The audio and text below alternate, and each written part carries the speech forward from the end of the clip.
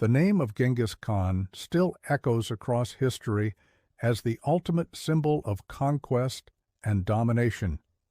To his followers, he was a genius of war, a man who united the fractured steppe tribes into the most powerful empire the world had ever seen.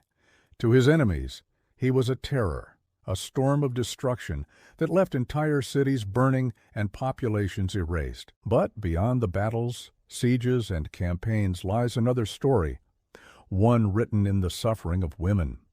Wherever the Mongols rode, the lives of women were forever marked by violence, enslavement, and humiliation. For Genghis Khan, conquest was not only about territory, wealth, or power. It was about control. When a city resisted, its destruction was absolute. Men were slaughtered, soldiers and nobles executed, but women became the living spoils of war. Chronicles from Persia, China, and Europe describe the same grim pattern. Daughters of rulers were taken into Khan's household as symbols of dominance. Wives of defeated nobles were distributed among his generals, and ordinary women were handed over to the rank-and-file soldiers as prizes. It was a deliberate strategy designed to break the spirit of the defeated and leave behind a population forever marked by submission. Among the most chilling aspects of Mongol conquest was how women of noble birth were treated. For the Mongols, seizing the wives and daughters of rulers was more than an act of lust. It was a calculated political weapon.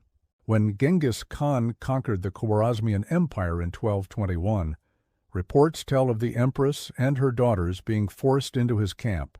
Similar stories repeat throughout the chronicles. Princesses and queens, stripped of status, reduced to captives, their humiliation broadcast as proof of Mongol supremacy. In cultures where honor and lineage were everything, this was the deepest cut of all. Yet the suffering was not confined to noble families. The majority of women taken by the Mongols were ordinary villagers, artisans, and townspeople, the faceless victims who rarely appear in history, but bore the weight of conquest most directly.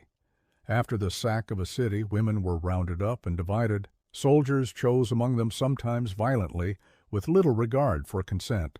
For many, survival meant becoming the concubine or servant of a Mongol warrior. Those who resisted often met death, but even those who lived endured a life of forced servitude and degradation. The terror of this system was compounded by stories of cruelty that circulated throughout the regions conquered by the Mongols. Chroniclers accused Genghis Khan himself of sexual sadism, claiming his court was a place of humiliation where women were paraded, abused, and discarded. Some accounts tell of women forced into degrading rituals, others of sexual violence committed in public as acts of intimidation. While historians debate the accuracy of these tales, the fact that such stories were told reflects the atmosphere of horror that followed the Mongol armies. For Genghis Khan, even marriage alliances carried the shadow of violence.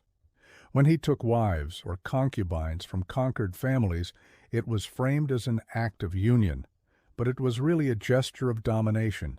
These women were expected to bear children, tying the blood of their families to the conqueror's line, erasing resistance through forced kinship. The empire's expansion became not only a conquest of land, but a conquest of bodies, ensuring that even the next generation carried the mark of Mongol supremacy. The scale of this suffering is difficult to grasp. Entire regions of Central Asia, Persia, and Eastern Europe were swept into the Mongol tide. Millions died, but millions more were enslaved, among them countless women who vanished into households, harems, and camps. Their voices are mostly lost to history, but the silence itself speaks volumes. The chroniclers, almost all male, recorded the violence in matter-of-fact tones, sometimes with horror, sometimes with admiration, rarely with sympathy for the women whose lives were torn apart. And yet, the shadow of propaganda cannot be ignored. Some of the most grotesque stories of Genghis Khan-esque depravity come from writers who had every reason to demonize him. Persian and Arab chroniclers whose cities had been devastated wrote with bitterness and rage, painting him as a monster beyond human morality. Later European sources, hearing tales of the Mongols from afar, amplified the horror, turning him into a figure of almost demonic evil. Was every accusation true? Probably not. But even if the most extreme accounts were exaggerations, the undeniable reality remains. Wherever the Mongols conquered, women bore the brunt of the violence. The trauma of conquest went beyond the physical. It was psychological, cultural, and generational. Families were torn apart, communities shattered, honor destroyed.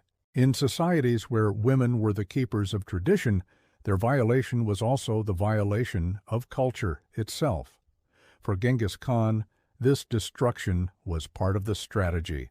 By crushing the women of a society, he crushed its future. The children of conquest, born from unions forced by violence, were living reminders of the power of the Khan and the helplessness of the conquered. And perhaps most terrifying of all is the sense of scale. Genghis Khan's empire stretched from the steppes of Mongolia to the gates of Europe. Within this vast dominion, stories of women's suffering repeat again and again, from the plains of Central Asia to the cities of Russia and the deserts of Persia.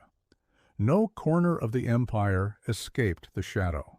Even centuries later, the memory of Mongol conquest remained tied not only to death and destruction, but to the suffering of women whose bodies became the battlefield of empire. This is the side of Genghis Khan's story that is rarely glorified.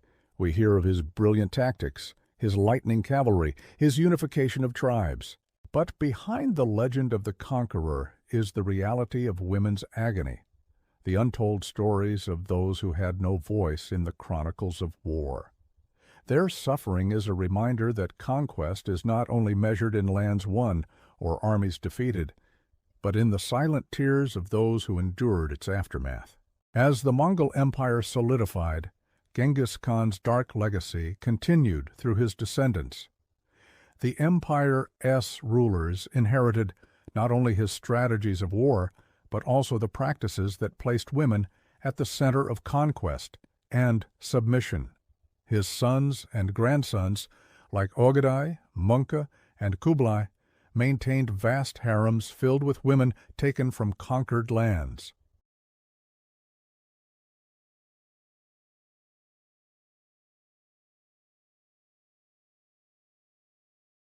For the conquered, it meant that women or suffering was not an isolated episode of war, but an ongoing reality of Mongol rule.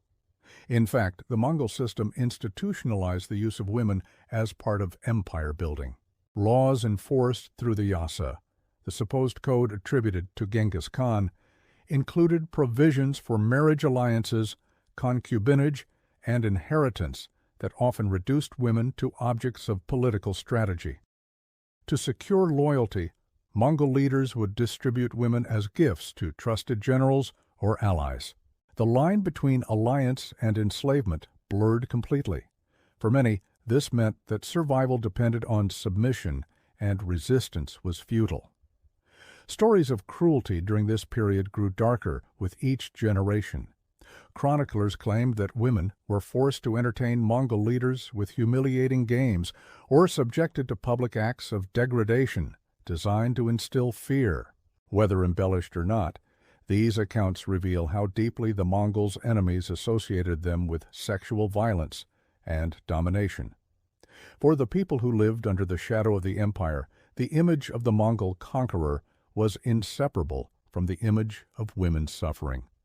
Yet, it is also important to confront the possibility of exaggeration. Historians debate how much of the grotesque imagery surrounding Genghis Khan's personal life was fact and how much was the product of propaganda. The Mongols were not the first conquerors accused of such atrocities, and their enemies often painted them as demons to justify resistance or to explain their own defeats.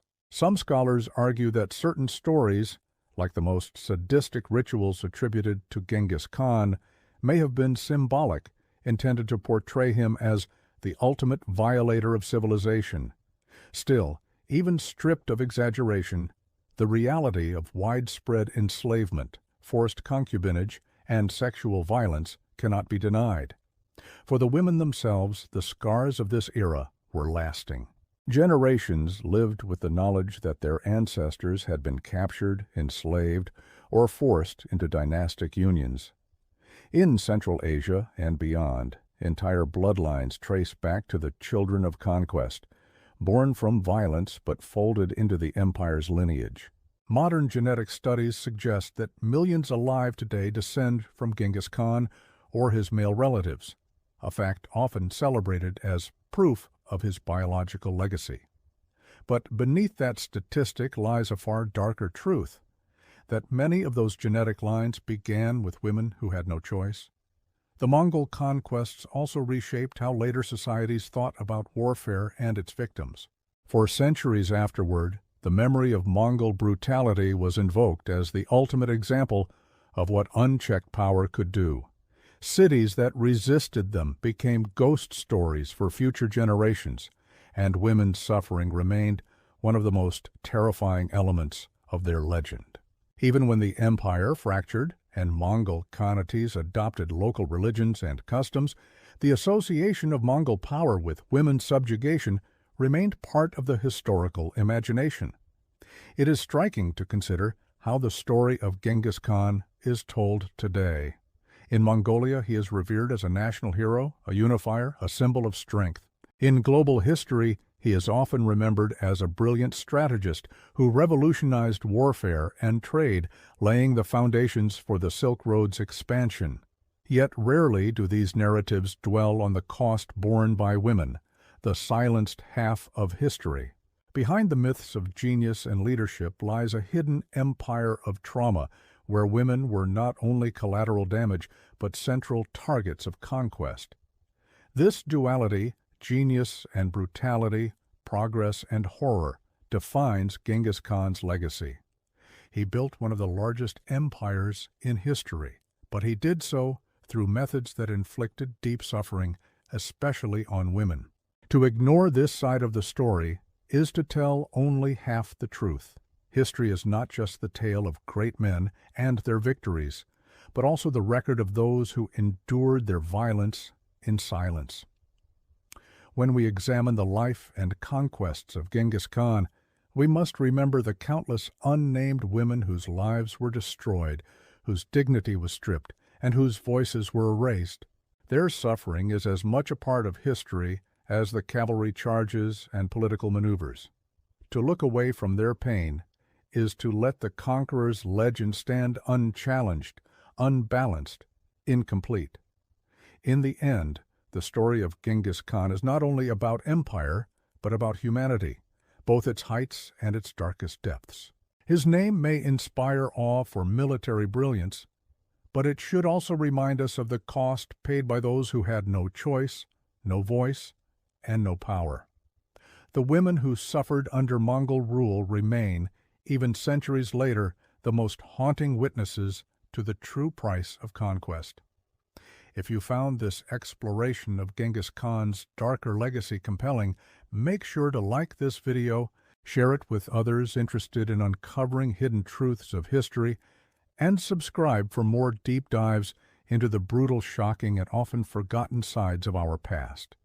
History is full of legends, but it is also full of pain, and only by remembering both can we understand the world we live in today.